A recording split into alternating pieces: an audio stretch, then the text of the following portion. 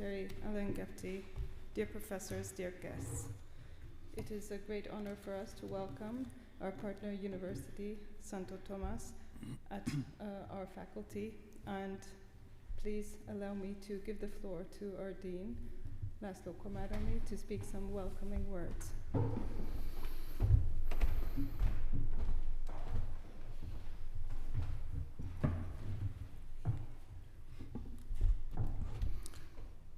Your Excellencies, dear Undersecretary, dear Deputy Dean, dear professors, ladies and gentlemen, following the welcome from our rector, the Reverend Géza Kuminec, I would also like to extend a very warm welcome to Pázmány Péter Catholic University and in particular to the Faculty of Law and Political Sciences, which I have the honor of representing as Dean. It is a real privilege for us to have the opportunity to work together with the oldest university of Asia, founded in 1611 and still flourishing today. Our own university comes from the same historical moment, having been established in 1635 by Archbishop Peter Pázmány with a very clear purpose. And now I would like to quote from the founding charter of our university: to tame the spirit of a warlike nation and to train men fit for the governance of the church and the service of the state.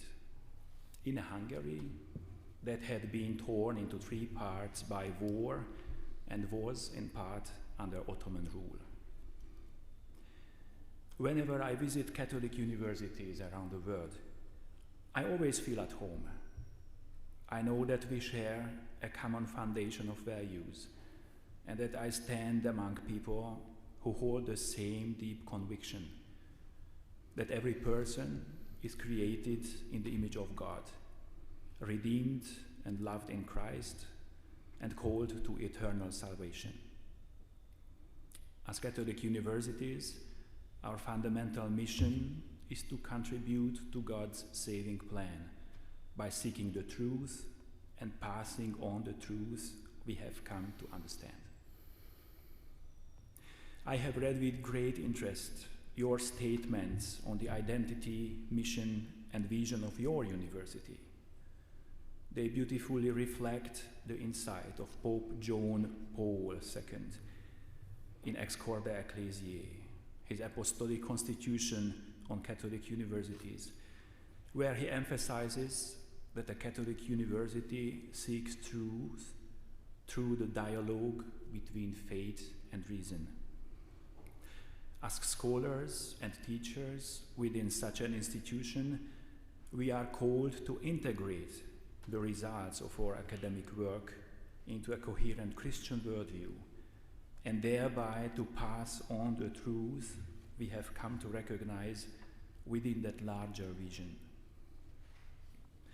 At our Faculty of Law and Political Sciences, our motto is Justum Aequum Salutare, that is, just, equitable, and salutary, or in other words, just, fair, and expedient. In the realm of social and legal norms, we understand this to mean that we should provide a framework that is just and equitable, within which individuals and communities can develop their gifts and values, and ultimately move towards their final goal of eternal salvation. With this in mind, our faculty strives to train competent, committed, and ethically grounded legal professionals. I was delighted to see how closely this aligns with the core values of the University of Santo Thomas: competence, commitment, and compassion.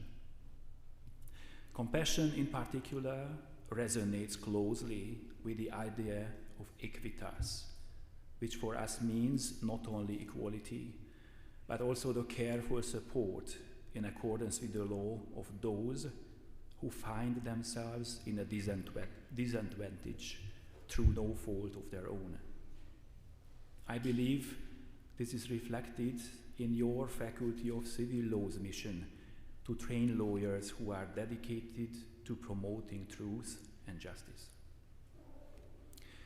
There are many avenues through which our two institutions may collaborate. Naturally, there will be opportunities for joint work in our core areas of teaching and research. What I personally look forward to most, however, is the chance to learn from each other.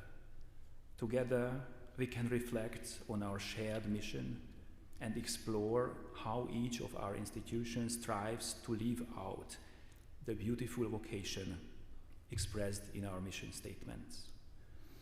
My heartfelt hope is that this beginning may be like the grain of wheat, which, as we know from the parable, fell on good soil, took root, and yielded a rich harvest.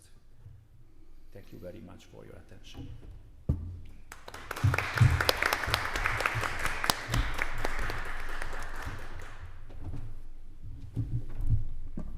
Thank you very much. And now I would like to invite Her Excellency Madame Maria Elena Algabre to hold her speech.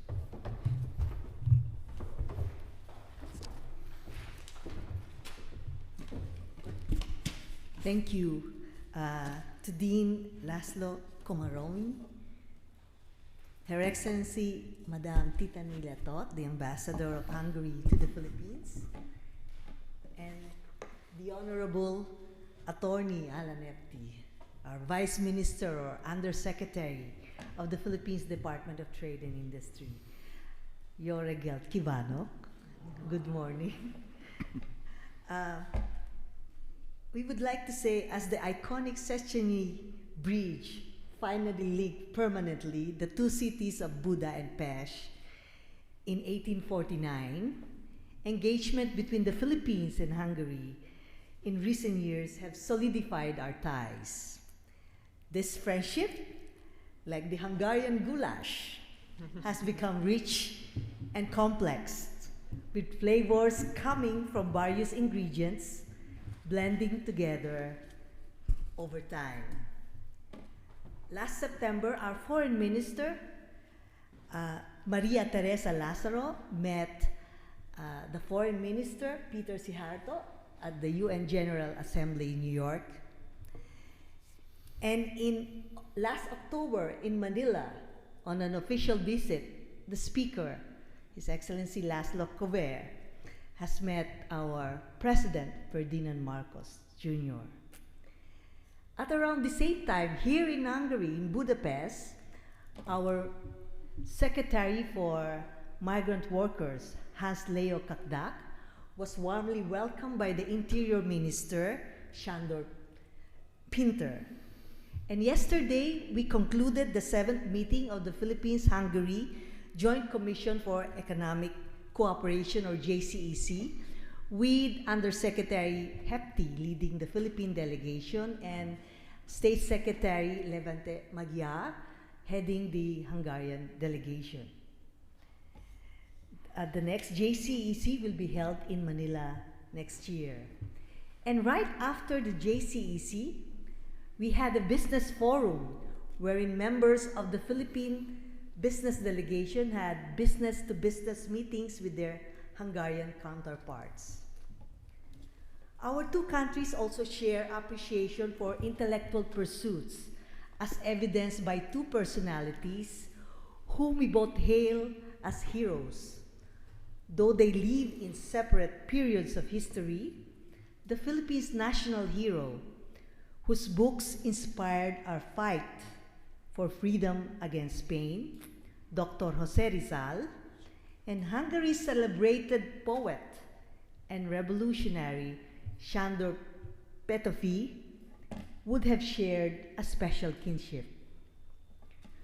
Our common love for the arts and sciences is expressed through our vibrant people-to-people exchanges, particularly through educational cooperation.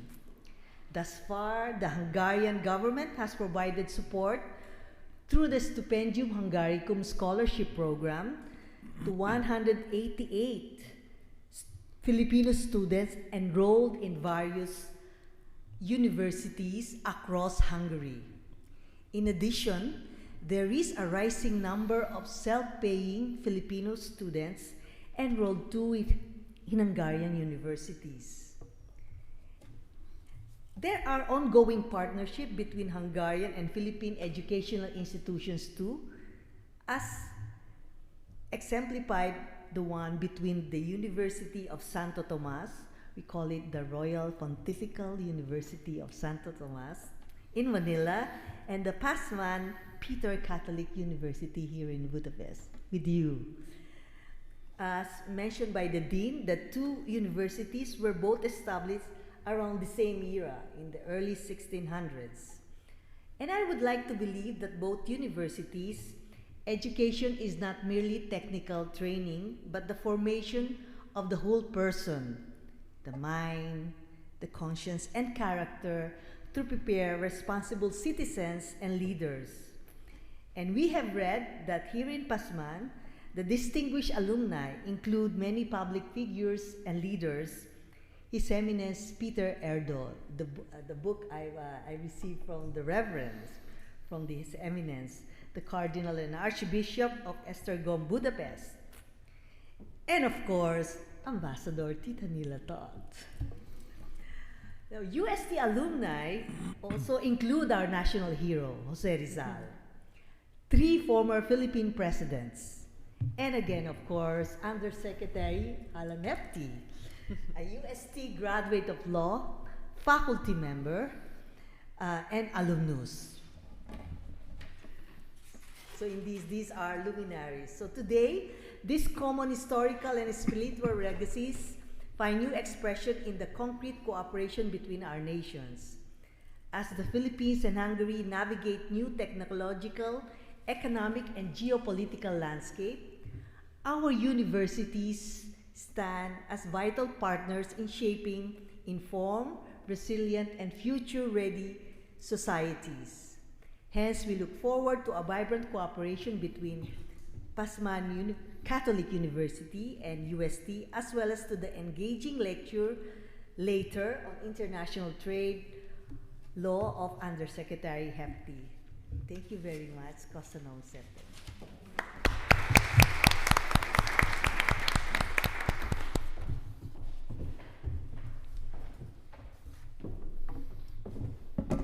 Thank you, Your Excellency. And now I would like to invite Her Excellency, Madame Tita Nila Todt, Ambassador of Hungary to the Philippines, to hold her speech.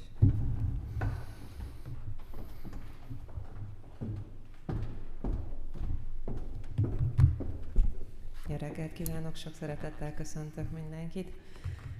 Honorable Undersecretary Helen B. Hefty, Ambassador Maria Elena Vialgabre, and my professors, teachers, all of you, it's really a humble moment for me.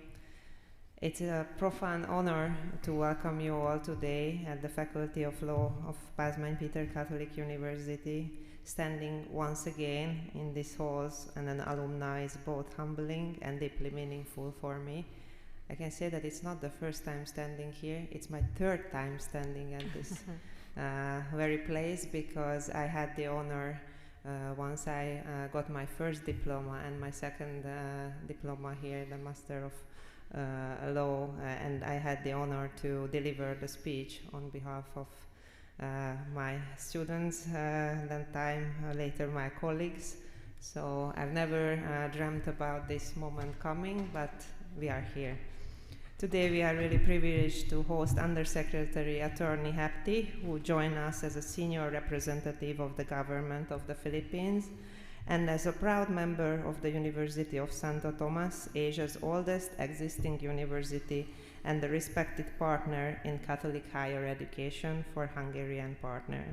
Your presence highlights the shared mission of our institutions to educate, connect, and to build meaningful bridges across cultures. I clearly remember the day when Undersecretary came to me and asked that, Ambassador, I need to find a great partner for Asia's oldest and most prestigious Catholic university, but definitely we would like to target the Faculty of Law, because attorney Hepti is really, maybe you don't know, but a very prominent lawyer in his country, and he is also having a very important role soon, and he's holding this role, but next week he's going to Brussels. He is the leader of the negotiations between the EU and the Philippines to conclude soon, hopefully next year. The EU-Philippines Free Trade Agreement. So he is the chief negotiator and also the co-chair of our Joint Committee on Economic Cooperation, Deputy Minister of the Department of Trade and Industry in his country, and a great friend of your university and my university, as we concluded that there's no better partner for Santo Thomas, only the Pázmány Péter Catholic University in Hungary. So thank you, Undersecretary, for cooperating with me and trusting the Hungarian Embassy to find you the best partner.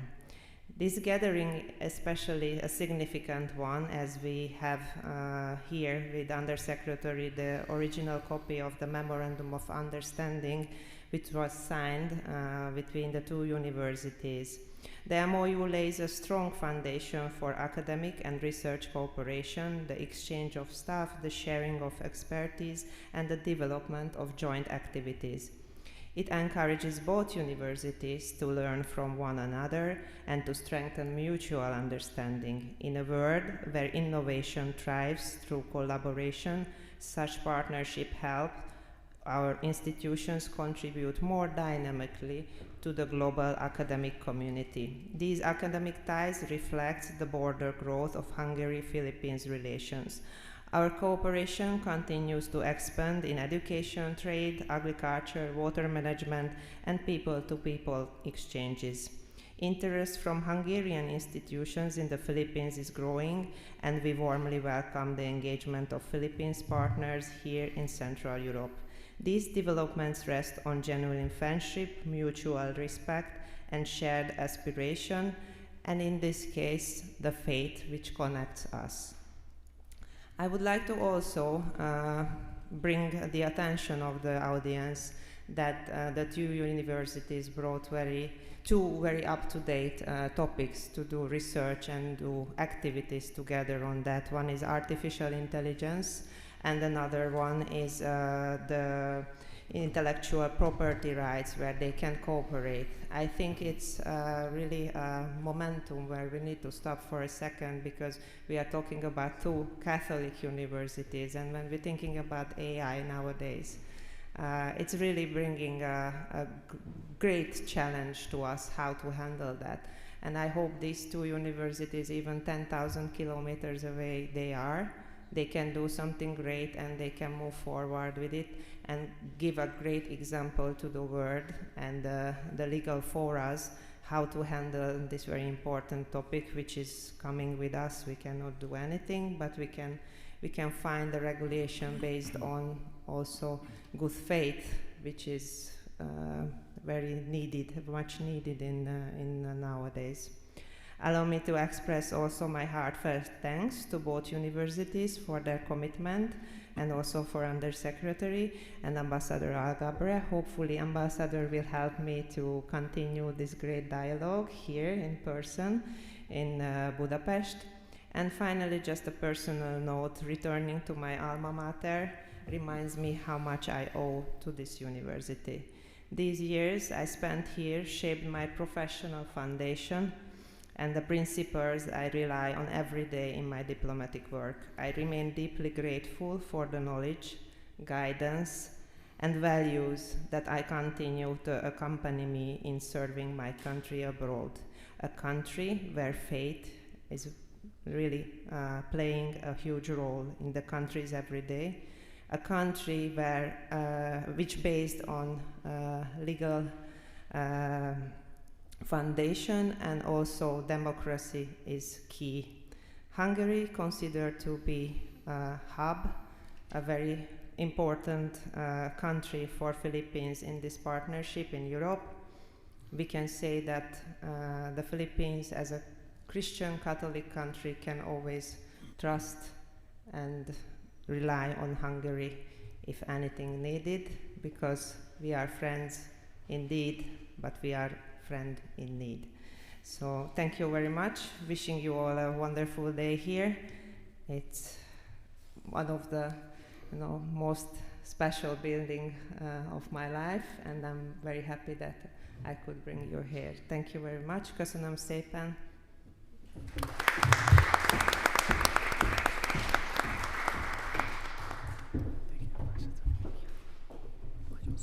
Thank you, Madam Ambassador, for the kind words. And now I would like to invite Honorable Undersecretary Ellen Gepti to hold his speech.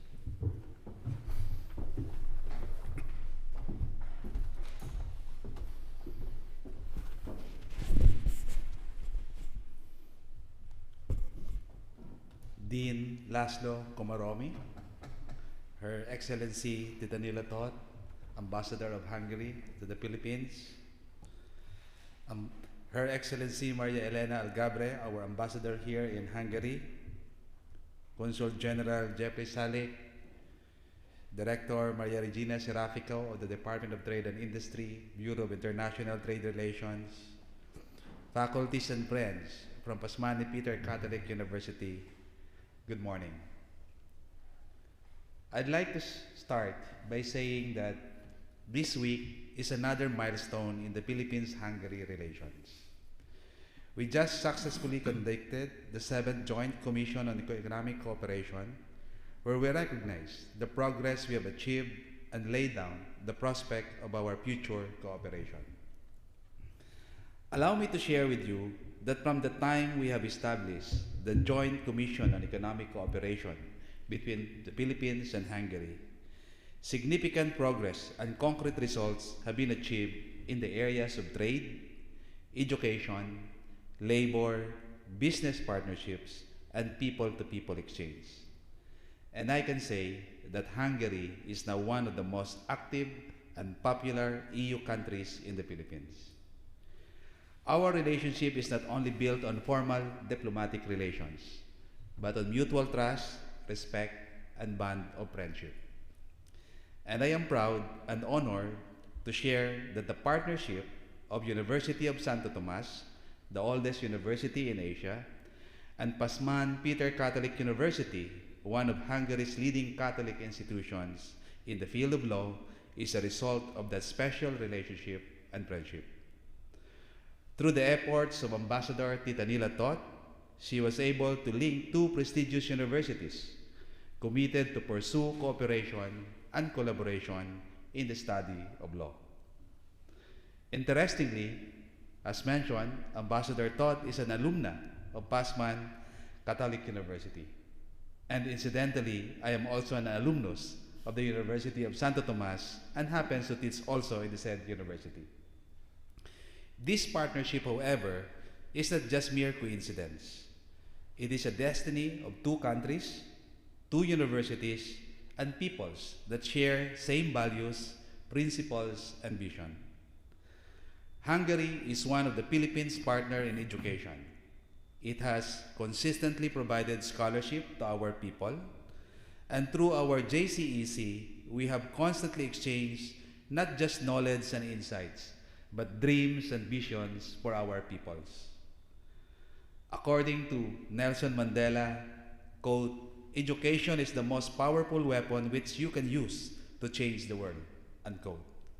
In fact, it is an equalizer that can enlighten the society and fuel our aspirations for truth, justice, and equality.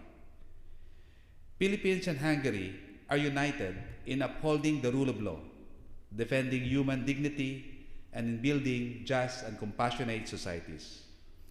With the partnership of the University of Santo Thomas and Pasmani Peter Catholic University, we will work for the shared aspiration anchored on Catholic faith. For in the words of St. Thomas Aquinas, quote, "It's better to illuminate than merely to shine," unquote. Our collaboration in the field of law and sharing of our experiences and insights, especially contextualized by European and Asian legal perspectives, will be a potent force in addressing emerging challenges, such as in the fields of international trade, intellectual property, technology, competition, and good governance. This partnership opens new horizons for our students. It enables Thomasians and Pasman students to learn from each other, to experience new legal systems, and to deepen their understanding of global issues in the international law spectrum, including evolving norms of the international security and global trade. In a world increasingly shaped by geopolitical shifts, race towards economic supremacy, complex legal challenges, and clash of values and principles, our partnership in the field of law will help contribute to building bridges and enhancing the rules-based system. As we move forward, let this partnership serve not just a forum for dialogue, but incubator of new rules and disciplines, breeding ground of legal scholars, and a cradle of advocates for good governance and rule of law. Mabuhay and maraming salamat.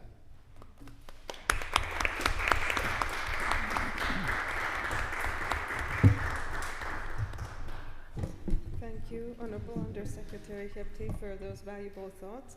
And now we come to the exchange of the memorandums of understanding. I would like to ask Honorable Undersecretary Hepti and Dean Komaromi to, for a small moment, stand with the MOUs next to each other as we make some photos. Should we step down there, or I is it think okay this here? is perhaps enough, and then perhaps exchange the documents. Okay. Thank you very much.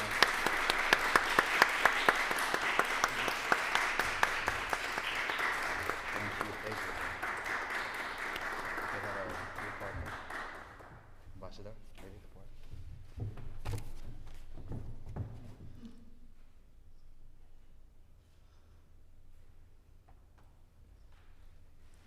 Thank you very much. Now we come to the presentation of the faculties, and I would like to invite Dean Secretary Márton Tóth Kuti of the Law School of the Pázmány Péter Catholic University to hold his presentation on the law faculty.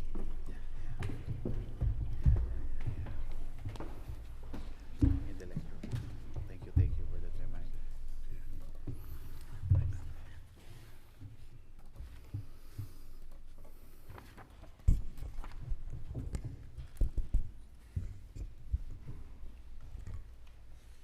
Your Honor, Your Excellencies, I am very deeply honored that you are here, first and foremost, and that I can have a small presentation about our faculty.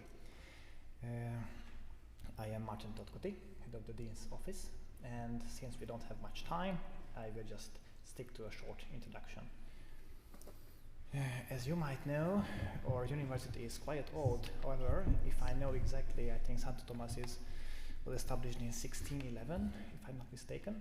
So yes, in that regard, you are the number one, of course. But yes, our universities are coming from the same era, from the same culture and faith as well.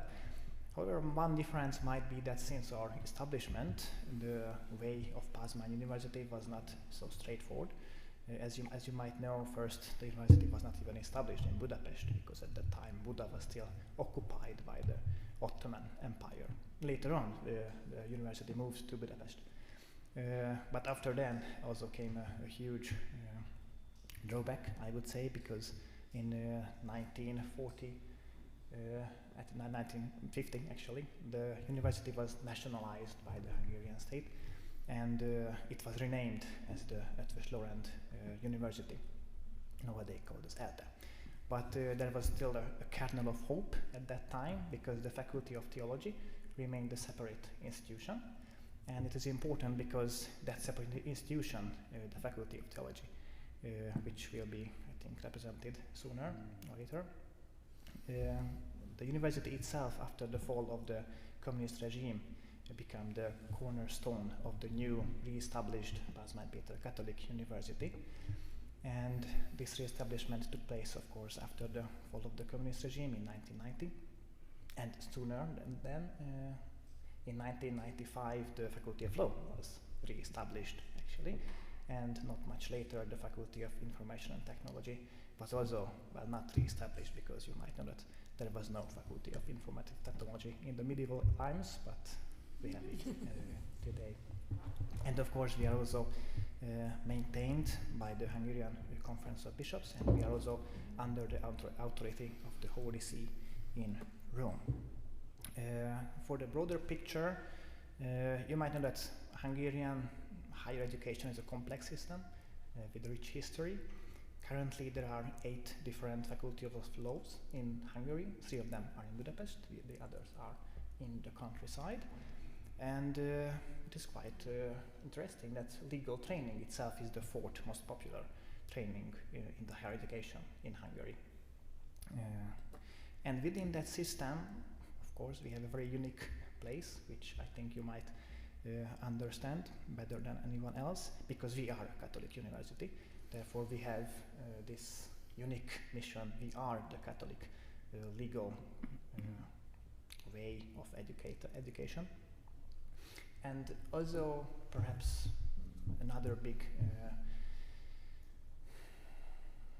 how would you say it? So our mission also entails that we are a re-established faculty. Therefore, we are still, in many ways, in the re-establishment phase. But within that phase, we are aiming for excellency and quality, in which field we are quite successful.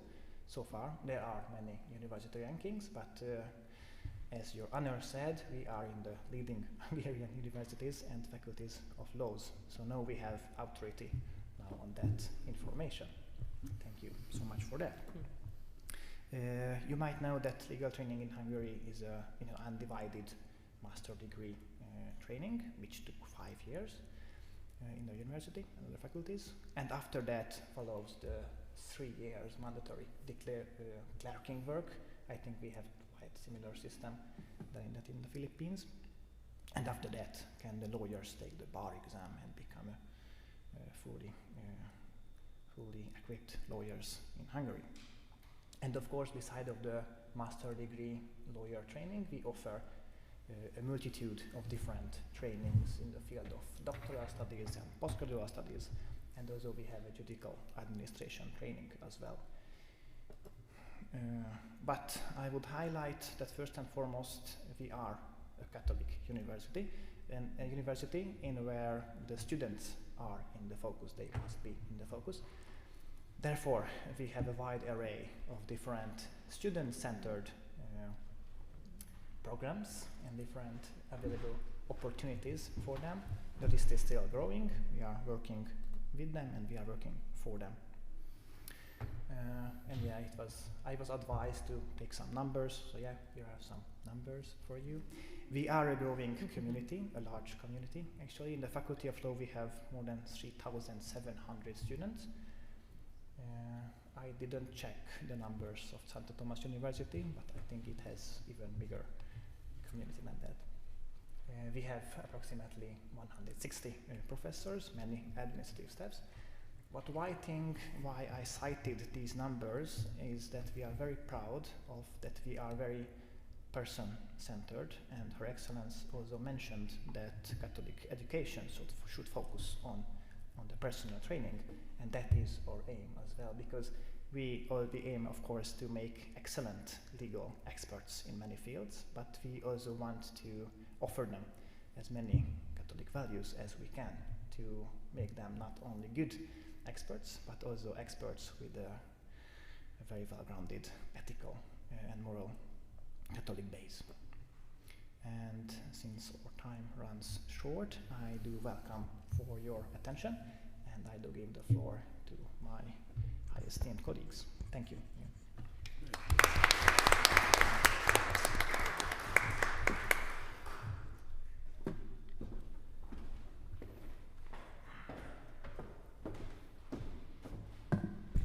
Thank you, Márton, for those valuable thoughts. And now I would like to give the floor to Vice Dean István Regoly, who is professor of the Faculty of Information Technology of Pázmány Péter Catholic University and will be presenting that faculty.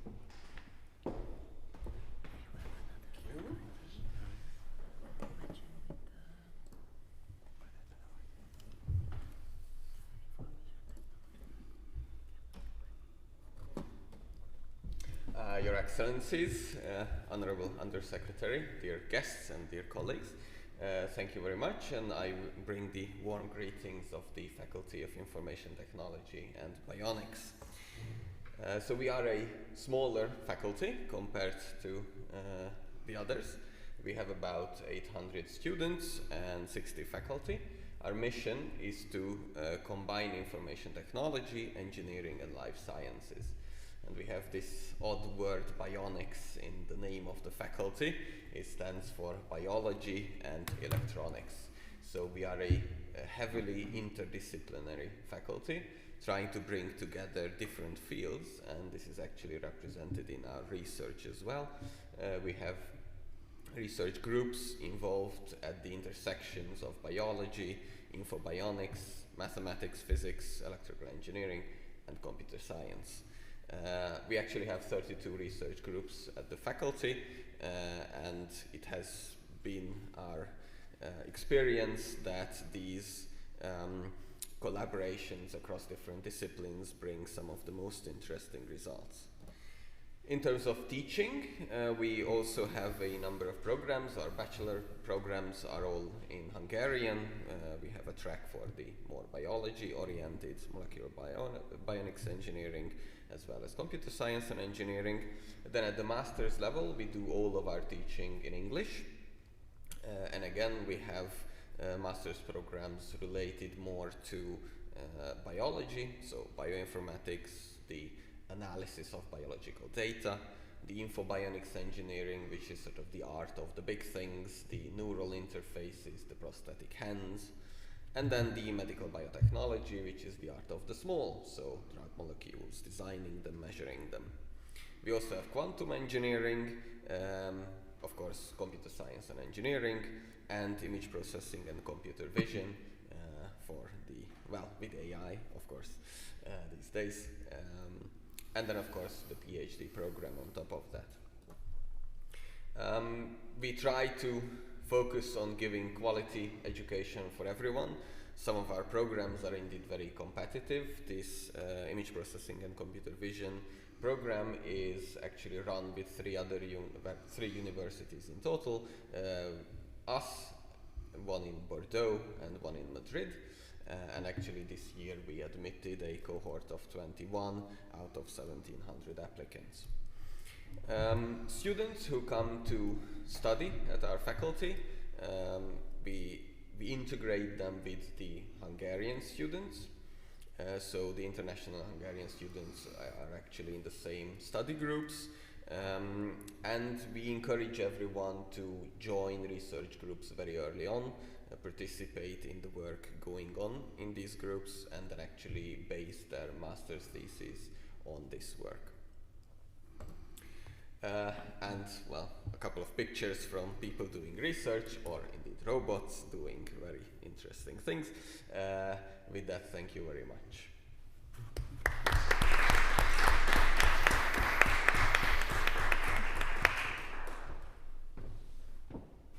Thank you very much, Vice Dean Regui, for this interesting presentation of the faculty. And now I would like to give the floor to Dr. Máté Botos, who is Head of Institution at the Faculty of Humanities of Pázmány Péter Catholic University, and he will be presenting his faculty.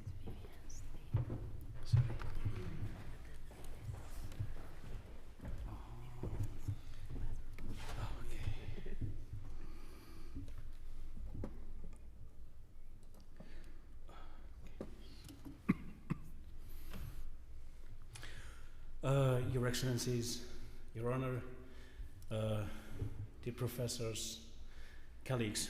I'm representing the Faculty of Humanities and Social Sciences, which is quite a different one than the previous faculties, because it's the biggest and the most complex, as its name is already showing it. I'm the former dean of the Faculty of Humanities and Social Sciences, but now I'm representing not just the faculty, but my institute, the Institute of Economics, which has been created this very year. So I'm very proud of my faculty, which is one of the most prestigious faculties of humanities in Hungary. You can observe, as in the case of the Faculty of Law, that it is a re-established faculty with a lot of students. We have more than 6,000 students who are doing their studies in 14 institutes and 43 departments. The work is organized this way. That makes more complicated the university and the faculty as normally, because we have a lot of programs and a lot of contacts with the world. We have over 25 bachelor programs and over 30 master's programs. We have also a huge number of students in doctoral studies in our 5 different PhD programs. We have different schools of different disciplines.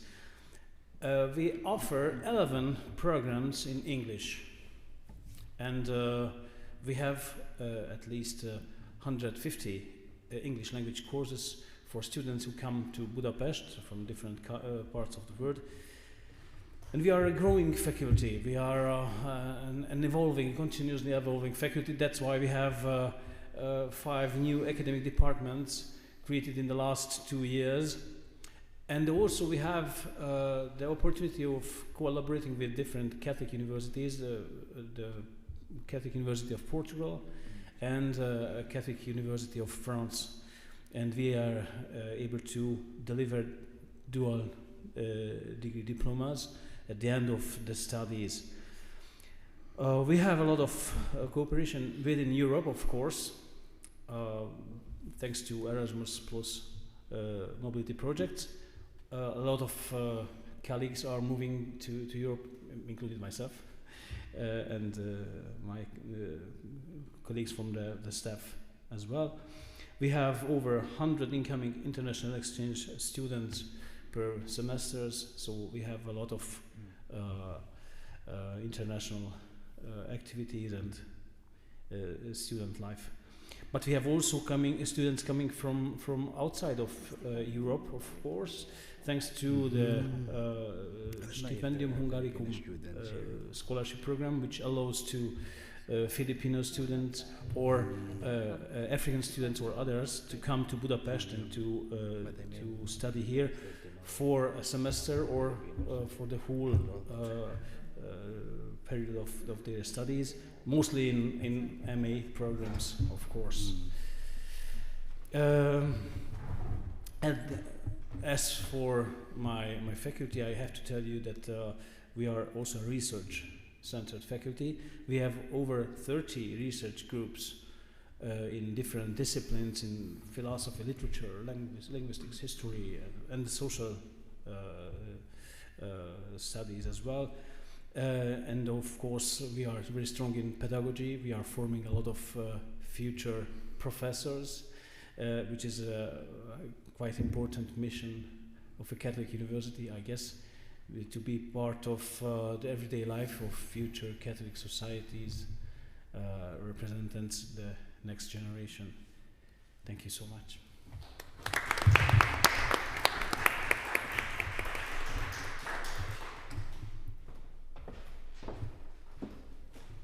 Thank you, Head of Institute, for these elaborations. And now I would like to invite Honorable Undersecretary Alan Hepty to present his institution.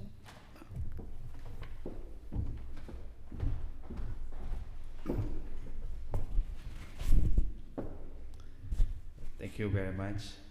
Well, as you know, the University of Santo Thomas is the oldest university in Asia. But notwithstanding that distinction, its preeminence in the Philippine education is also proven by the fact that it has produced a lot of prominent alumnus, leaders, particularly in the field of law, education, medicines, and also science. As a matter of fact, we are proud to claim that our national hero is also an alumnus of the University of Santo Thomas. We have produced presidents of the Republic of the Philippines, such as President Manuel Lois M. Quezon, Sergio Osmeña Sr., Jose P. Laurel, and Justado Macapagal. And this is also not to mention that we have produced Chief Justice of the Supreme Court, such as Andres Narbasa and Justado Peralta. The mission of the university is to pursue truth guided by the reason and illumined by faith, dedicates herself to the generation of advancement, integration, dissemination, and application of knowledge to form competent and compassionate persons committed to serve the church, nation, and the global community. So just like Pasmani Catholic University, more than education, we are also focused on the person's character. Our vision for the university as a whole is that by 2030, the University of Santo Thomas, faithful to her centuries-old tradition of excellence, envisioned herself as a leading Catholic institution of learning in the Asia-Pacific, committed to the integral formation of her stakeholders for social transformation. And our core values revolve on competence, commitment, and compassion. Now, the partnership of the University of Santo Thomas Graduate School of Law in particular and Pasmani University, as mentioned earlier, is anchored on the pursuit of cooperation and collaboration in the field of law. Interestingly, the Graduate School of Law at the University of Santo Thomas was thus newly established. This was established in 2017, and it offers courses such as the Master of Laws and the Doctor of Civil Law program. It provides transformative legal education for legal professionals with a mission to develop expertise, improve public service, and uphold justice. The application and enrollment for its online and on-site programs handled digitally as detailed in its official website. So for those who are interested to enroll online, we have offered also a hybrid platform, so in person and online. This is so because enrollees for the Masters of Laws program and the Doctor of Civil Laws programs are working professionals, which understandably are also busy in their respective career and profession. And you will note that many of our students and also professors are prominent individuals in their respective fields in the judiciary, legislative department, and even in the executive department. The current dean of the Graduate School of Law right now is Dean Jacqueline Lopez Cao. Of course, you all know her. We have conducted a series of activities already. The seminar workshop on copyright, artificial intelligence, and later on, we'll have a lecture on international trade law. But one notable project, or I would say program, of Dean Jack is the internationalization of the UST Graduate School of Law. That is why you will know that the Graduate School of Law has been partnering with various embassies and also universities abroad. And we are very lucky, and I would say that more than coincidence, it's really providential that the Hungarian ambassador in the Philippines is Ambassador Todd, and incidentally an alumna of this university. That's why the partnership was established quickly, and also in the same year we have already launched a series of activities. So again, thank you very much.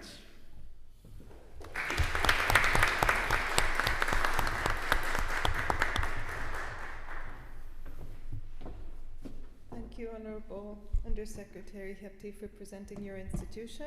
And now I would like to invite our guests, as well as Madame Ambassador Algabre and Madame Ambassador Todt, to move to our Dean's room for the lunchtime lecture. Thank you for your kind attention.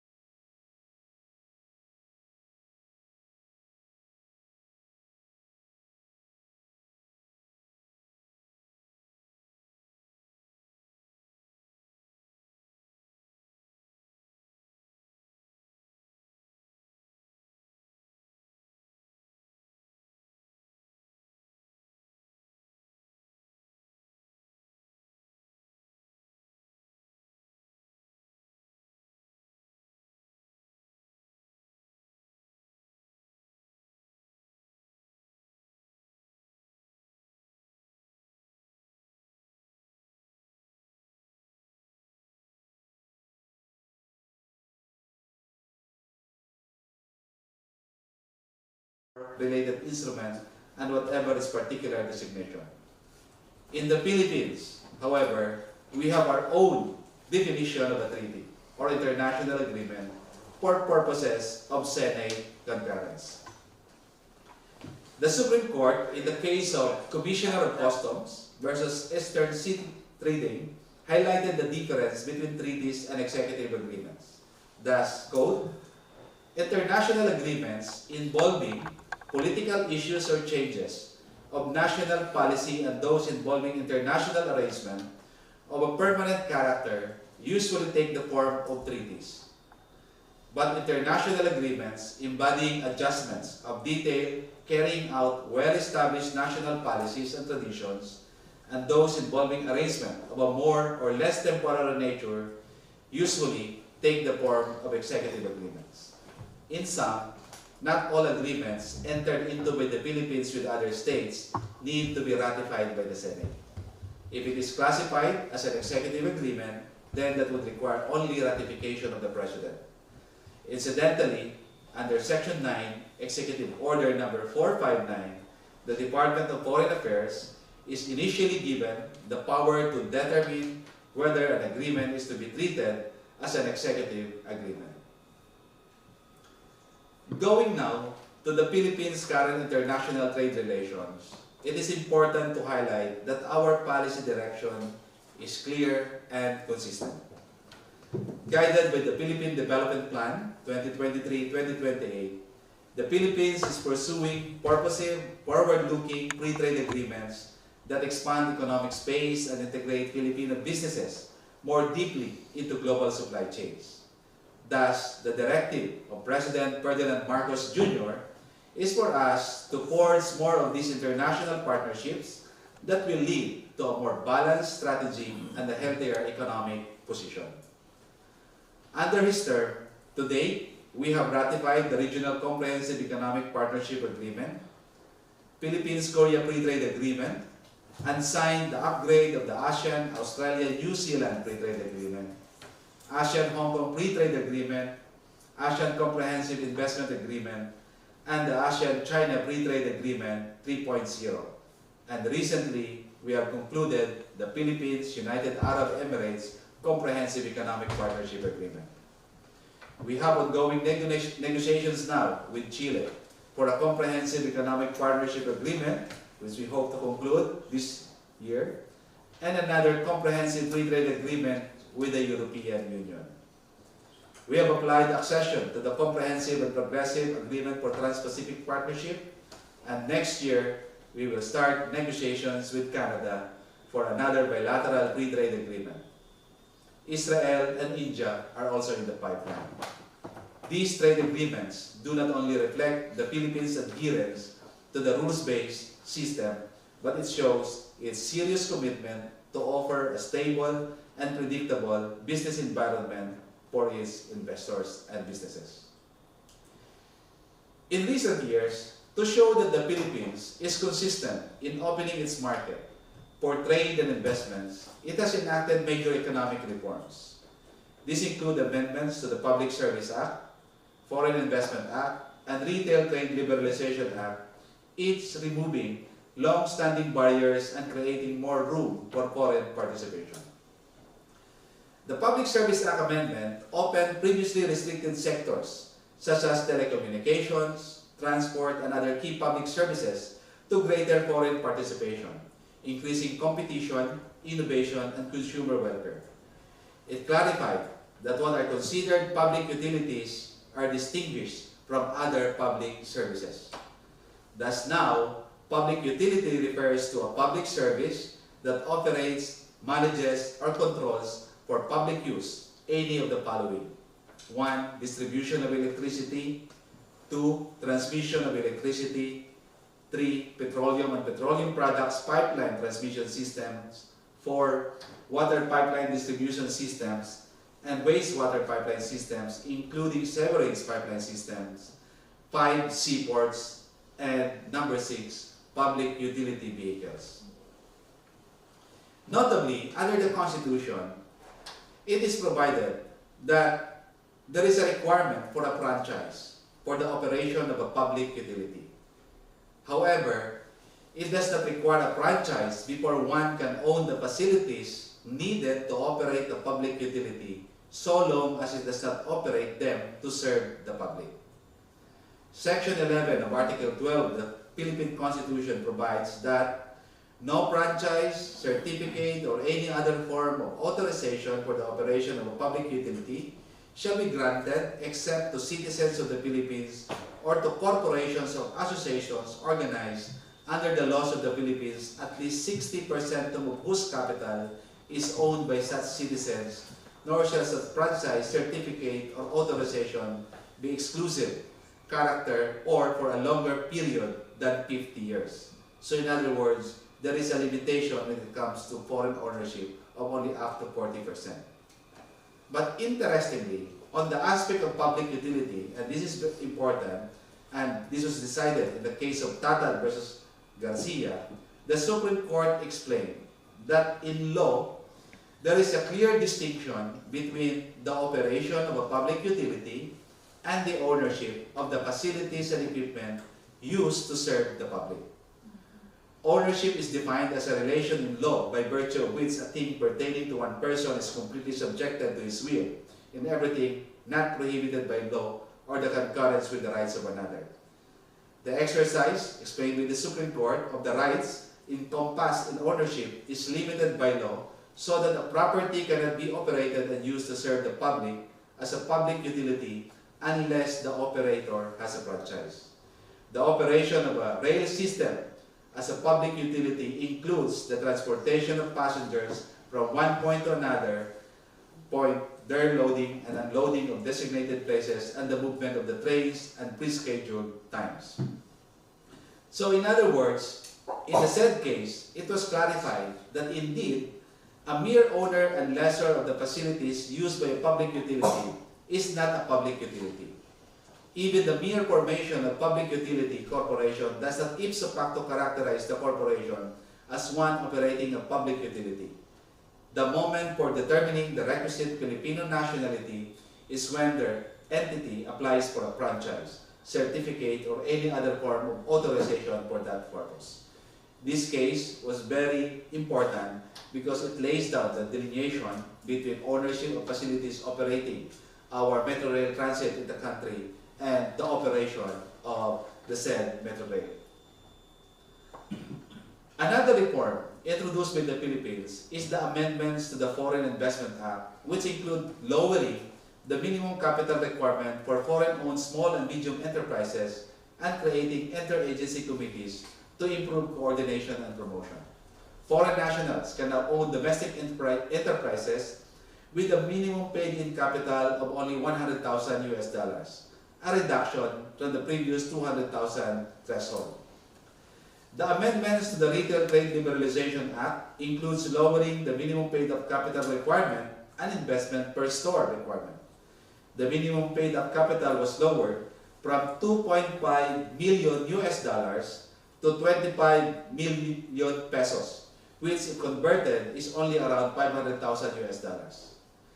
For foreign retailers having more than one physical store, the law also decreased the minimum investment per store to 10 million pesos or around $200,000 US from $250,000 US. It also removed the certification of pre-qualification that was formerly issued with the Board of Investments. Retail enterprises with more than 80% of foreign ownership are also no longer required to publicly offer 30% of their shares in the Philippines. The Philippines also liberalized its renewable energy sector. It revised the foreign investment negative list to open the renewable energy sector to full foreign ownership. The amendment enables foreign citizens or foreign-owned entities to engage in the exploration, development, and utilization of the country's renewable energy resources, particularly solar, wind, biomass, ocean, or tidal energy. The liberalized foreign ownership rule is a clear signal to the world that the Philippines embraces clean energy. This is an interesting innovation, or I would say creativity, because under the Constitution, when it comes to exploration, development of natural resources, the same is reserved to Filipinos. or if it is a corporation, it is subject to 60% foreign Philippine equity and 40% foreign equity. But noting that solar, tidal, and wind are not exhaustible resources, then it was opined that this is not within the realm or the intention of our framers of the Constitution when they crafted the said limitation. So as a result now, according to the Department of Energy, to date, it has already attracted 75 projects, totaling 20 gigawatts of capacity awarded to foreign entities. As of August 2025, the faster integration of renewable energy into the country includes 13 awarded solar contracts with a capacity of 1,297.5 megawatts. Offshore wind developments have reached a potential of 5,510 megawatts through 9 awarded contracts, while there have been 53 awarded renewable energy contracts for onshore wind, totaling about 13,183.95 megawatts. To complement these reforms, Executive Order Number 18 was established that provides green lane for strategic investments, enabling major projects to fast-track permits and approvals, allowing investors to move from interest to implementation with fewer bottlenecks. It has also passed into law the corporate recovery and tax incentives for enterprises to maximize opportunities for reinvigorating the economy or create more act.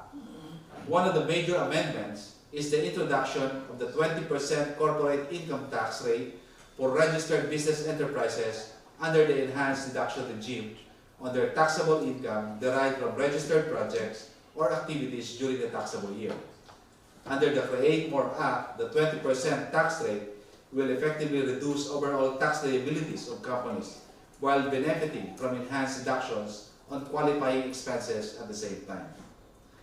Another salient amendment of the Create More Act is the increasing of the percentage of deductible expense items under the enhanced deduction regime to further incentivize businesses, such as additional deduction for power expenses to 100% from 50%, making it more attractive for businesses to invest in energy-intensive industries such as manufacturing and logistics.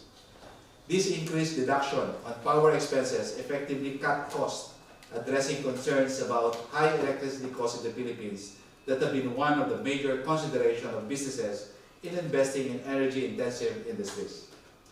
Additionally, the Act introduces new deductible expense items related to trade fairs and exhibitions, which can help businesses expand their market reach and promote their products both locally and internationally. The Act now allows net operating loss to be carried over as a deduction within the next 5 consecutive taxable years, immediately following the last year of the income tax holiday period of the project, instead of carrying it over within the next 5 consecutive taxable years following the year of such loss. All told, the Philippines' trade policy, in the context of its relations with foreign partners, have been very clear and consistent. This policy direction is also complemented by the country's strength in its people and strategic advantage of its place in the global arena of trade and security. These advantages can be summed up into 3 P's: people, place, and policy direction. On human capital or people, the Philippines benefits from a youthful demographic structure relative to the rest of the region. The Philippines has a significantly younger population than most of its neighbors. This implies a young English-speaking workforce with the necessary skill set for knowledge and tech-based economy. These young people will also form the basis of consumption-led growth for the coming decades. Likewise, only 8.5% of the population is age 60 and above, indicating relative stable demographics for the foreseeable future. This is in contrast to many of our neighbors who will soon have to contend with the prospect of getting old before reaching high income status. But this isn't just about demographics and market. It is also about sustaining the creative and innovative agenda of the world. As many countries, especially developed countries, face the challenges of aging population, one creeping problem is the declining creativity and innovativeness of these countries. The long-term strategy, therefore, is to partner with countries like the Philippines with young and dynamic workforce and invest in human capital development. With this, we can nurture these young minds and ensure the future. Relatedly, while Filipinos are known in the field of medical services, maritime, and skilled work, unknown to many, Filipinos have also made a mark in other fields of disciplines. There are many successes of Filipinos in other fields, such as tech talent for Silicon Valley, wherein incidentally, Philippines is top 6 when it comes to the source of the brains in Silicon Valley. Scientists making breakthroughs in drug discovery, research and development of radiopharmaceuticals, drugs containing radioactive isotopes that can be used for diagnostic and therapeutic purposes, sustainable aircraft sealant made from pelletry waste, and use of sustainable products such as green technology. In fact, if I will mention in particular one of the Filipinos, Mr. Dado Banatao, he is known to have designed the very first PC chipset in 1984, and it is said that he owns at least 30% of technologies and ideas in a computer. The Philippines has a growing human capital, more than the usual field of disciplines where Filipinos maybe are known for. Thus, in creating our future, investment in education and skills is imperative. Aligned with this, the Philippines also passed into law the Transnational Higher Education Act, a legal platform where foreign universities can partner with Philippine universities in the development of a joint program or joint curriculum. In this case, foreign universities may want to partner with us and work together to develop a robust human capital in the emerging field of disciplines such as law, agriculture, research and development, and innovation. And I hope in the near future, the University of Santo Tomas and Pasman Peter Catholic University can jointly develop a program or even a curriculum so that we can entertain interested students to enroll in the said degree. On the advantage of place, the country's strategic position in terms of economy, security, and sustainability is a given. I just want to stress that this refers not just to the Philippines' physical location, but also its complementarities and positioning within the global economy. We are also an ideal hub for innovation. Our vibrant tech industry, burgeoning startup scene, and world-class research institutions are testament to this. We are committed to fostering an environment that encourages innovation and scientific discovery. In fact, the Philippine government has put into effect several policies to foster innovation, including the Tatak Pinoy Act, or Mark of the Filipinos, Philippine Creative Industries Act, Philippine Startup Act, and Philippine Innovation Act to encourage more Filipino entrepreneurs to develop products that can compete in the ever-evolving global market. These laws are designed to spur innovation and enable the adoption of Industry 4.0 to fuel economic growth, competitiveness, and inclusivity. Interestingly, the Philippines is also a strategic player in the Regional Comprehensive Economic Partnership region, or the RCEP economies, or free trade area, and global leaders in manufacturing, electronics, and automotive production sectors where the Philippines is already integrated into broader supply chain. The agreement facilitates preferential market access and more flexible sourcing, allowing Philippine businesses to compete more effectively in regional and global value chain.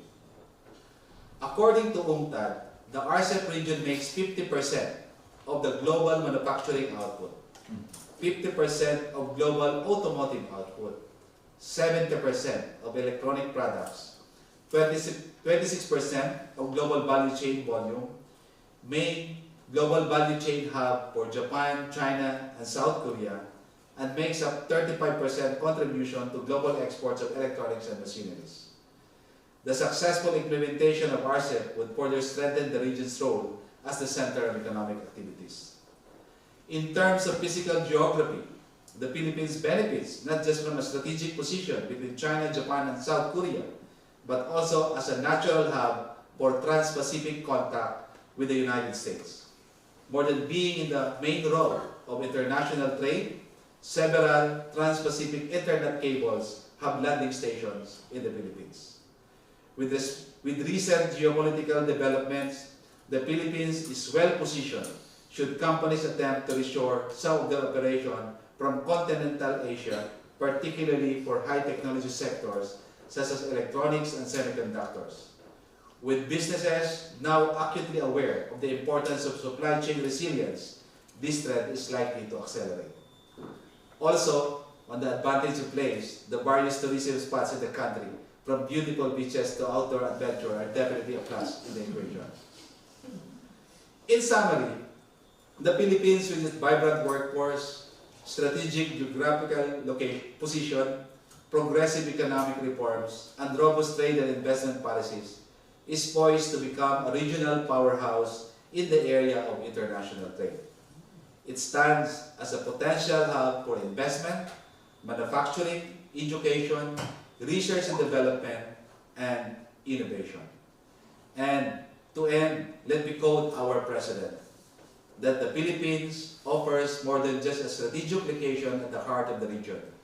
We bring a dynamic workforce, a thriving innovation ecosystem, and an unwavering commitment to sustainable and inclusive prosperity.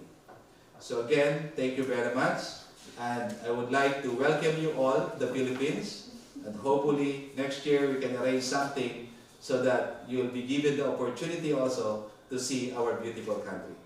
Thank you very much.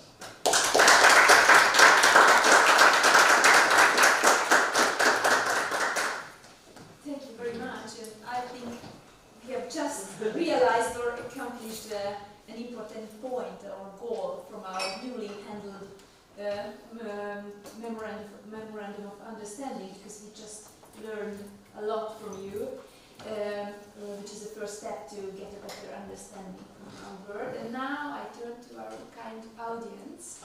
Maybe you have some questions or remarks, but also as I mentioned, we can also continue our conversation later on during the lunch, but maybe at this point you have some comments or questions. You can please. Thank you. Dear Mr. Undersecretary, I congratulate you for your presentation. First of all, you mentioned sustainability more than one time during your presentation. I would like to know your thoughts about how could intellectual trade law serve the purpose of sustainability, or should it even serve the purpose of sustainability? Well, that's a very good question. In fact, right now, if you will observe, when it comes to free trade agreements, the same is no longer confined to the conventional elements of chapters such as market access, trading goods, services, and investment. Like in the case of the free trade agreements with the European Union that we are negotiating, we have included elements, provisions, touching on trade and sustainable development. In fact, that is an independent chapter in the FTA. And that includes commitments on climate change, environment, good governance, and even labor. So with that, we can say that in our relations with other foreign partners, trading partners, we are always mindful of the importance of incorporating disciplines on preserving the environment and also good governance. Thank you.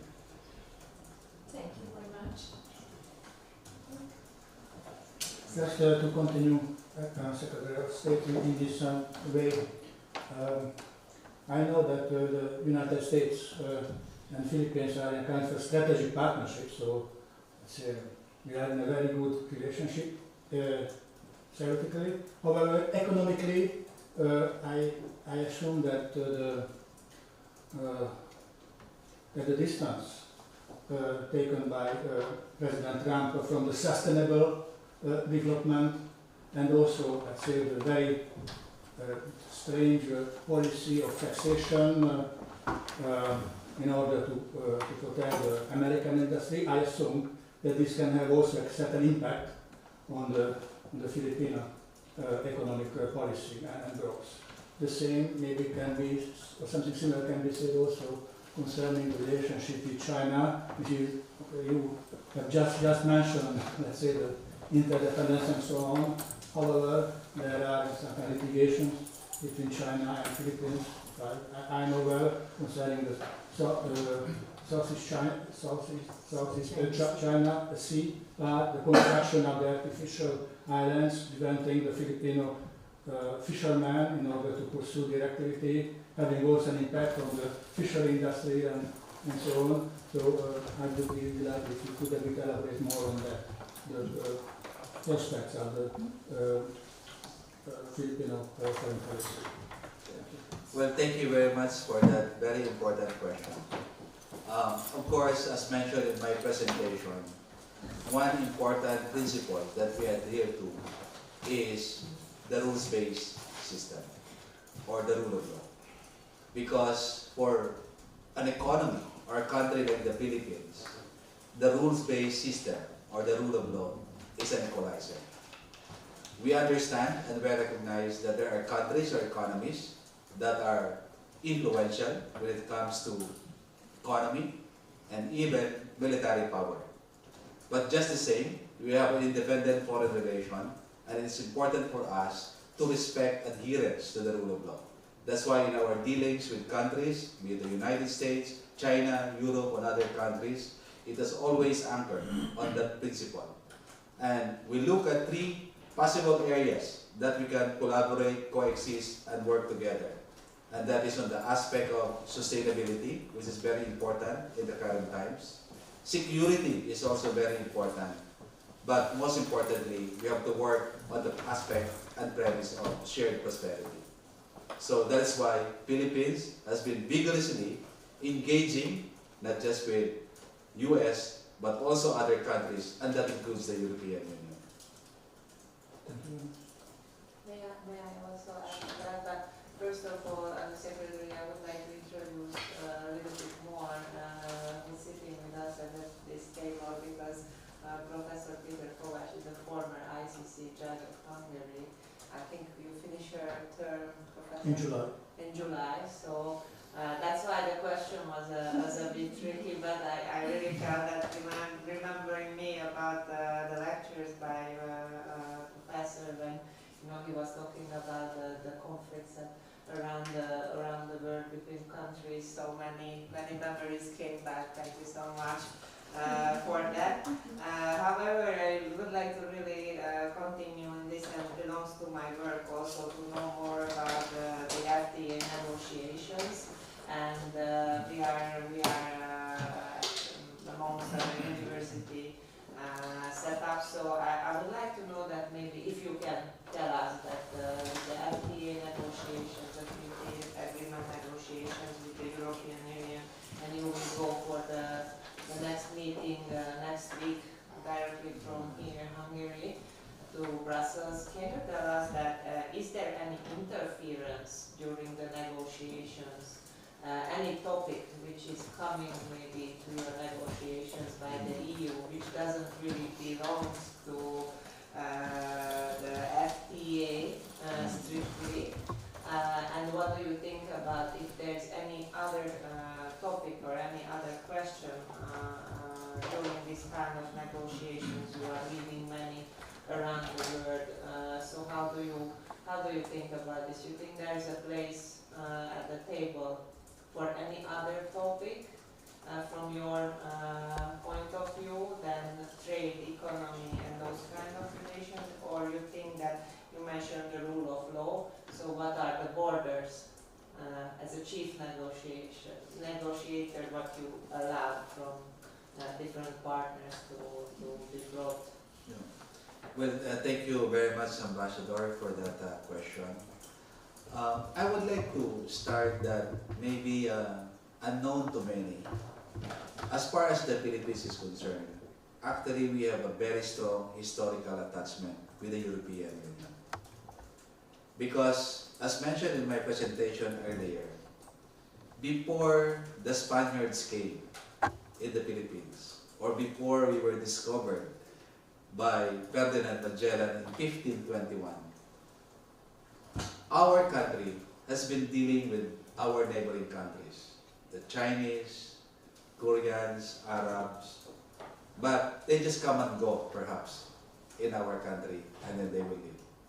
It was only when we were discovered by Ferdinand Magellan that the Philippines was placed on the map. And that triggered interest from other countries to also go to us, explore opportunities, and also some of our natural resources. That's why the British came, the Dutch came, of course the Japanese came, the Americans came. So in other words, in terms of relationship, in terms of conducting trade, we have established that strong attachment with the European Union. That's why I highlighted the Manila-Acapulco trade, because that basically triggers global trade. So having said that, as we move forward dealing with other countries and economies, you will note that EU remains to be a constant trading and investment partner of the Philippines. And even without any free trade agreement or bilateral arrangement, you have managed to capture the average 8 to 10% of our total trade. And when it comes to investments in the country, EU has been very consistent also. So that is why the ongoing negotiations now for a bilateral FTA with the EU is not just important, but it's critical in our international trade relation. And I would say that this is one FTA that both economies could not afford not to conclude, both for the EU side and also for the Philippines. For the EU, the reality is that the core of economic activities now are concentrated in Asia, particularly in Southeast Asia. You talk about research and development, you talk about manufacturing, you talk about innovation. Everything gravitates in Southeast Asia and Asia in general. In fact, in RCEP region alone, as mentioned earlier, you can just imagine 70% of semiconductors and electronics are coming from that region. Automotive products, 50% are coming from that region. So in other words, the EU, the United States, are forced to partner with us if we want to sustain our innovation and sustainable development agenda. That's one. For the Philippine side, of course, very important, because the reality is that while we have the human capital, we have the resources, we need partners who are reliable, strategic, and who share the same values, principles with us. And it is good to know and see that EU, the Philippines share the same values and principles. The rule of law, adherence to sustainability, and of course, security, or global security in general. That is why, in terms of our foreign policy right now, or I would say, in particular, trade policy, we do not limit only our elements on trade and investment. We have included security agenda also in our trade policy agenda.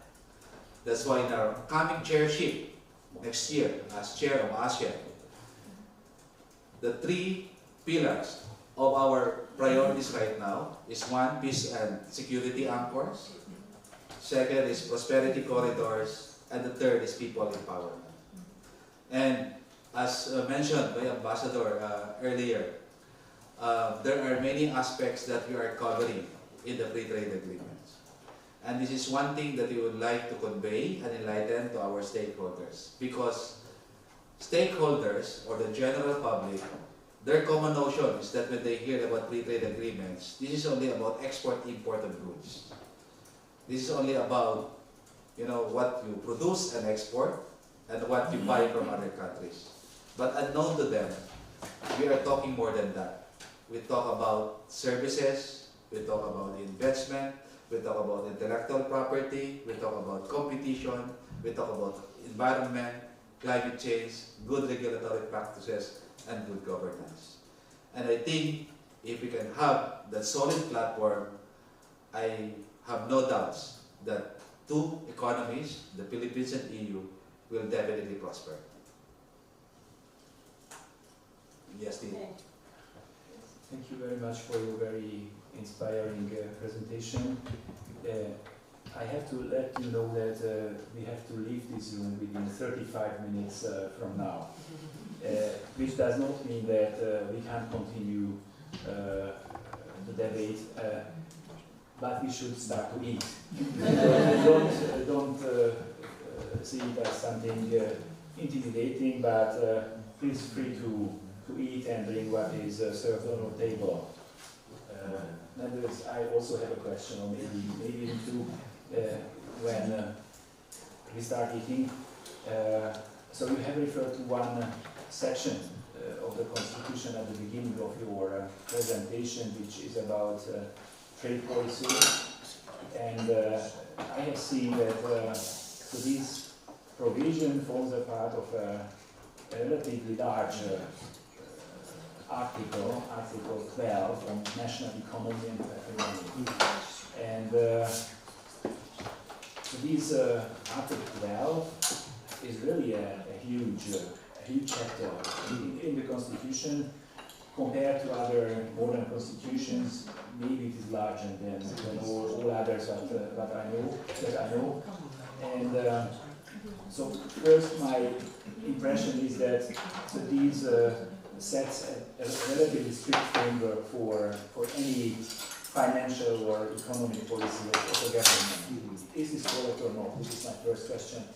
The second is the background. So are there any special circumstances in the historic background of the coming into existence of this constitution that national economy, national patrimony are so important that there are a lot of detailed regulations in your constitution about this issue?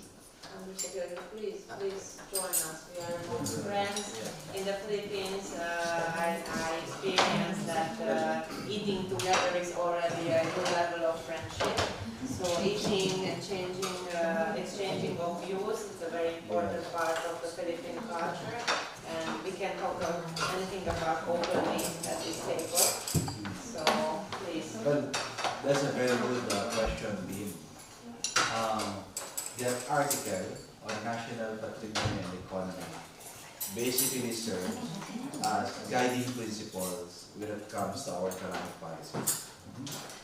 You will know that in that article, there is really a preference when it comes to domestic enterprises or Philippines. But as I mentioned earlier, being guiding principles, the same must be interpreted also in connection with the other provisions of the Constitution.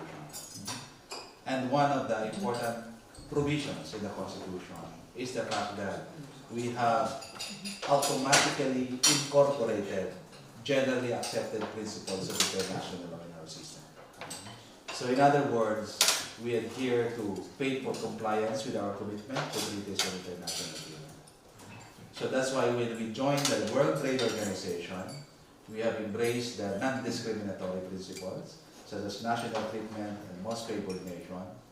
The Supreme Court clarified that while it is true that the guiding principle provides bias in favor of Filipinos, we also have to respect that our commitments in treaty and international agreements must be performed in good faith.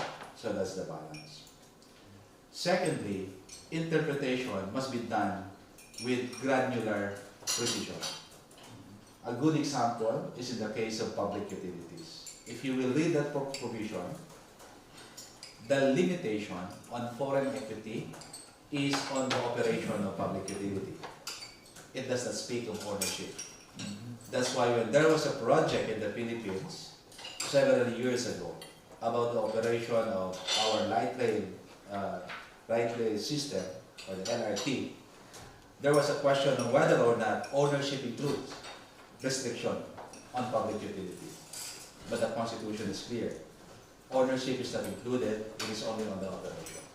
So therefore, it is possible that you can have a separate corporation that owns the facilities and another corporation operating the said transport system.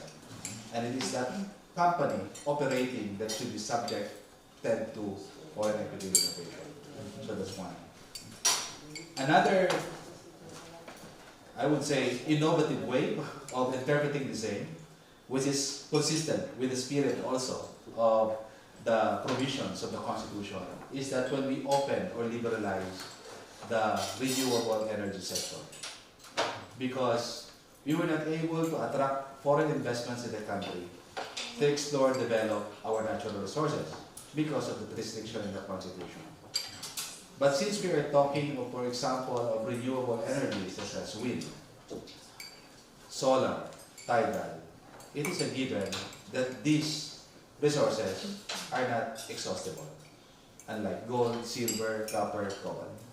So therefore, it was submitted that that was not contemplated by our framers of the Constitution when they crafted that particular provision. And so therefore, we have opened up the renewable energy sector, and fortunately, that was the trigger for many investments to come to the Philippines. So in other words, our Supreme Court is playing a vital role in the interpretation of this Constitution. Of course, more than the fact that it is the last bastion of, democracy and interpreting the rule of law and all the constitutional provisions, it's important also to contextualize all of these things. That's why forum like this, engagement with stakeholders, are very important to us. Because if this are not explained, then definitely the immediate perception is that our economy is closed. But I always challenge our partners, if you will look at history, the economic policies passed by the country, actually it's all towards opening the market for trade and investment. Never did we backtrack from our commitments. That's why free trade agreements is very important for us, because that will lock in, solidify the kind of business environment that we need. How do you see on the higher level, because you have mentioned the priorities of the ASEAN chairship of the Philippines, and there was a great question by Professor Kovac about China also, and the current US tariff you got from the US 19%, what the Philippines has tariff now, and you have announced the very solid goal to maybe conclude the code of conduct with about the South China Sea. So do you have any information on that and how that could be a great tool also for trading? Because from our point of view, if I can say that the word is a little bit worrying. Whatever happens on the South China Sea routes on sea, we will be really in trouble, because really the volume of where the trade is going through those waters, and that's having effect not only on the regional security, but world trade generally. Yeah. Well, thank you, Ambassador, for that. That's why it's very important that we have to be consistent in our adherence to the rule of law, and we need partners to join us in that advocacy.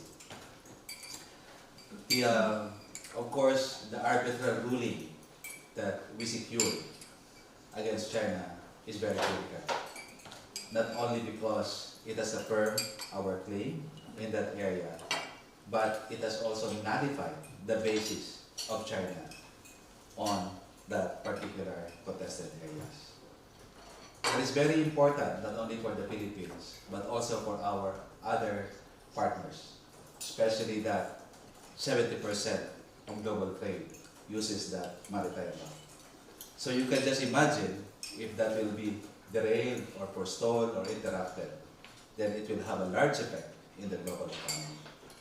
That's why it is not only the interest of the Philippines, but the interest of the whole world to join us in protecting our trade in that protested area. More than maritime road, what is also important to take into account is our digital economy. Because when you talk about digital economy, you cannot afford not to talk about submarine cables or the internet connection. And you can just imagine, in that area, there are many subsea cable or submarine cables that are passing or that are connected in that area. So protecting that area is not only protecting maritime trade, but also protecting the digital economy. That's why there are many countries right now that are also, well, I would say, coming up with some fallback position, trying to establish other submarine cables in other areas, but that will be too costly. But in terms of the strategic location, it's always in the Philippines. So that's why in our chairship next year, as chair of ASEAN, we have really emphasized the value and importance of peace and security in the region. And also, it's quite timely because that will be the 50th year anniversary of the Treaty of Amity and Cooperation. So that's why we want to be a prime mover also of security in the region. In fact, just to share with you, in terms of security, one of the priority economic deliverables that we want to push in Southeast Asia is to establish what we call a strategic trade regime. This means that we have to regulate those strategic goods or dual goods. Goods that can be used for military purposes and for commercial purposes. Because we want to make sure that these goods will not fall into unwarranted groups or organizations. So that's why we will be pushing for that also. So that not only concern the security in Southeast Asia or Asia, but actually it's for the global security. You are the guardians of our internet. Do you have maybe question, Undersecretary, to any of the professors, teachers around this table? But you can ask because now next week you are going to continue the negotiation with the EU and there are some experts around the table. Well, of course, in the international arena, before I ask my question, one important thing to share is that we are also eyeing for our seat in the Security Council in 2026. So we need the support, of course, of the European Union on that. I think that will be very important also. But I would like to ask your professor in Public International though, maybe to share his views on the geopolitical tension in our region between China, US, and of course the other countries. Well, I'm afraid I cannot really answer your question because you know all the data much better than I do, so I have any information concerning the generalities in the Pacific policies. But anyway, going back to my past at the International Criminal Court, what was really important for the court was, in fact, that this famous case linked with the previous head of state, let's say, succeeded to be put in the pipeline due to the cooperation of your country, of your government, your current establishment, and the International Criminal Court as such. So let's say I really remember the good international echo surrounding the fact when former President Marcos has been transferred to the Hague. Duterte. Sorry, yes. Of course. By President Marcos, under the leadership, Yes, of course. And on the other hand, I know that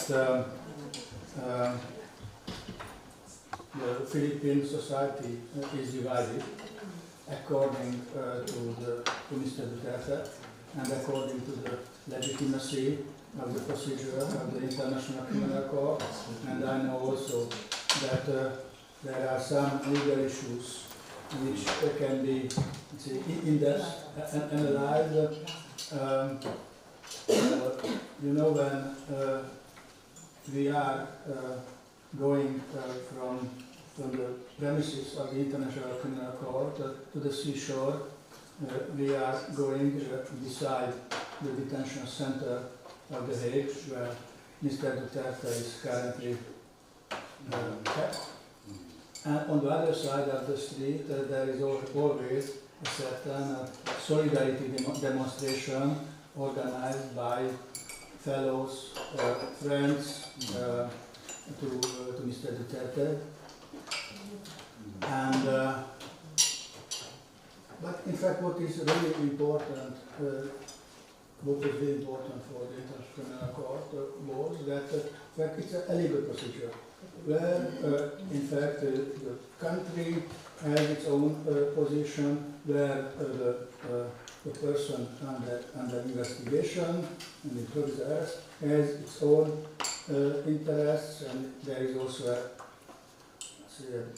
a great legal team which is helping him in order to secure all the important rights of a person under investigation. So it's a kind of a rule of law procedure. We shall see, in fact, what will be when. So since I am out, I have no information other than everybody's, and I have no confidential information anymore. But in fact, I know what I could read in the public papers, that there are challenges on the basis of legal considerations. There are also kind of a challenge to postpone the procedure because of the health of state of Mr. Duterte. And in fact, we shall see what will be the end of this. But in fact, what is really important, this was the cooperation. The cooperation by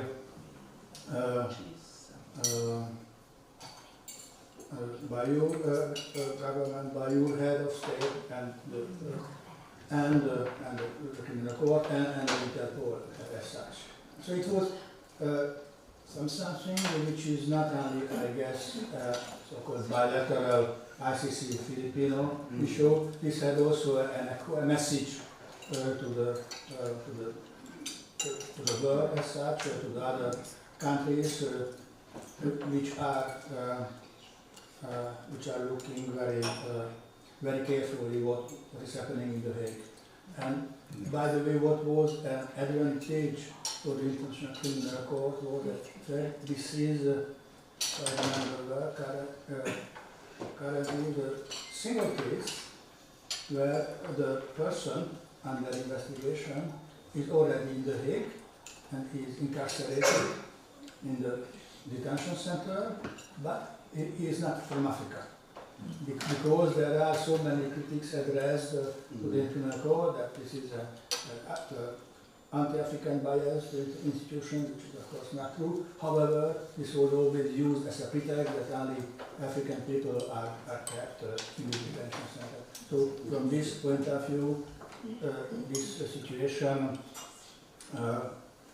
is also used as a kind of proof for the objectivity of the court, and in fact it was a great issue that President Marcos apparently understood what is really important in the matter.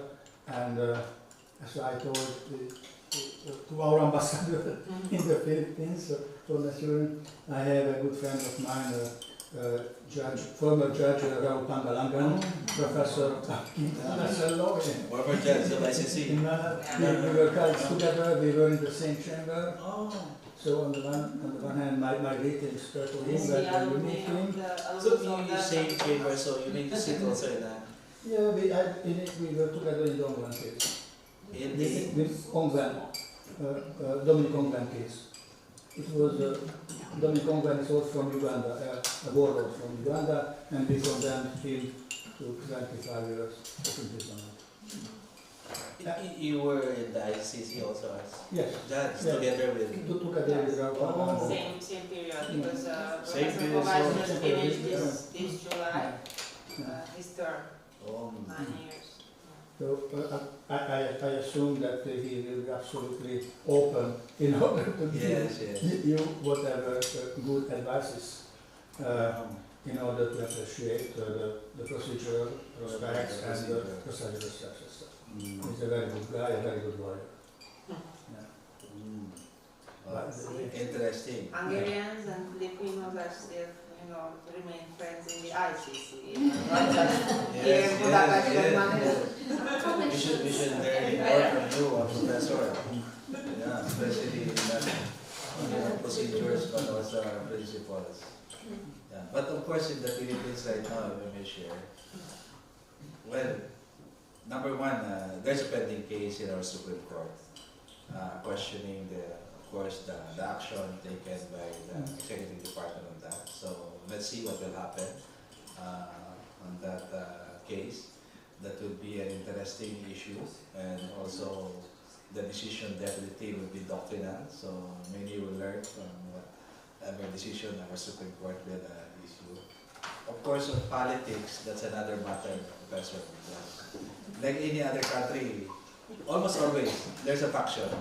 There's always 2 sides, 3 sides. So it depends on how you contextualize the issues.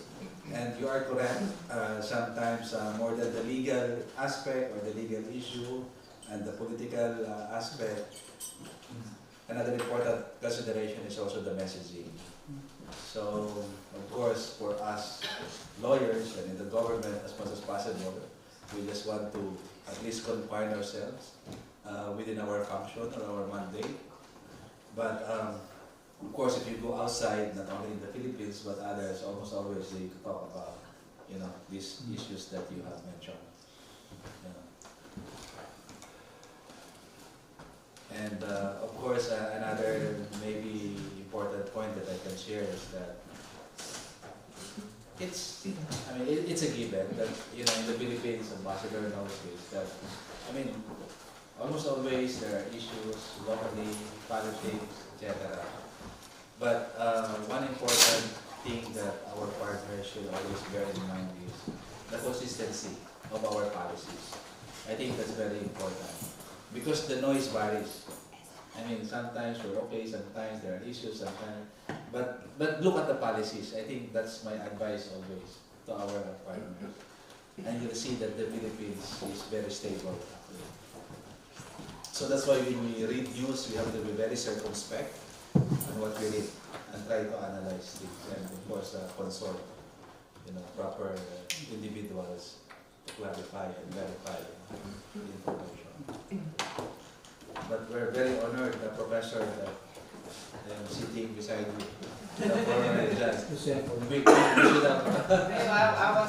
We should have a photo that show it to Dean Raul. So honored when Professor Kumar stepped in the hall. Yes. And I was like, oh wow. But how do you see the progress of the case, Professor? Maybe I hope this is not the court is always criticized. Yes, but how do you see the progress? In your opinion, how will it end? Just your gut feeling, analysis. I do not dare to set up a time frame where it will be ended. In fact, when I was dealing with the case before, when I was in the Fifth Chamber, and I was charged also with the Duterte portfolio, the Philippine situation portfolio. So at that time I had access to documents. So it was really shocking. Here was that on the one hand, the fight against trade of drugs. Of course, an imperative in all the countries of the world, so no doubt about that. But what was shocking, this was the number of the people, of the casualties, for those who died during the investigation or who died in an armed clash with the police. So when the policemen say that they had to act in legitimate self-defense, and so that's why the person attacked them and did not obey to the order to stop, or he was a fugitive. He wanted to escape from the control, and so if I remember well, there were about or between 16,000 and 20,000 casualties, according to those pieces of information that we got from behalf of the representatives of the victims. And this is of course the job of my colleagues who are currently in the pre-trial chamber to check thoroughly all the documentations from the point of view of the reliability. Whether there are really concrete information where the personal responsibility of Mr. Duterte can be linked to the series of individual casualties. Because of course these were the direct perpetrators were on very, very low level. So Captain X, Lieutenant Y, and so on. There were, however, there were such public speeches on behalf of Mr. Duterte, which were shown by the representatives of the victims to the people of the prosecutor, showing that what is happening was not unknown to Mr. Duterte, and he was sympathizing with these tough actions. By the way, I guess that so he was very famous for his position when he was a mayor of Manila, and he said that as a head of state I will be so strong against the drug peddlers as I was as a mayor of the capital, and they should be thrown into the sea in order to be eaten by the fishes. Maybe the translation is not okay. But so anyway, and of course there were internal controls exercised by the government, also under Mr. Duterte. However, these let's say national procedures start apparently at a very low level, on the level of Captain X, Lieutenant W, and in fact, as I said, what was really shocking, this was the huge number of casualties, much higher than in such states where the situation is also precarious, of course, from the point of view of the drug commerce, and where there are also, let's say, local mafias, and so on and so. Nevertheless, in fact, the ratio of the self-defense situations of the policemen or the heart attack cases of the investigation was then much lower. So this was which was put on the table of the prosecutor, and we shall see how he will be arrived to check everything in order to show a full flow procedure. I think I missed an important thing to close the formal part, because we have some guests online. I mean, we stream this occasion, and I didn't close the formal part for them. So thank you for joining us online. And the other reason is that we can serve the cafe if you want, but it is quite loud. So we can say goodbye online and then serve the cafe if you prefer. So thank you very much, and sorry for interrupting.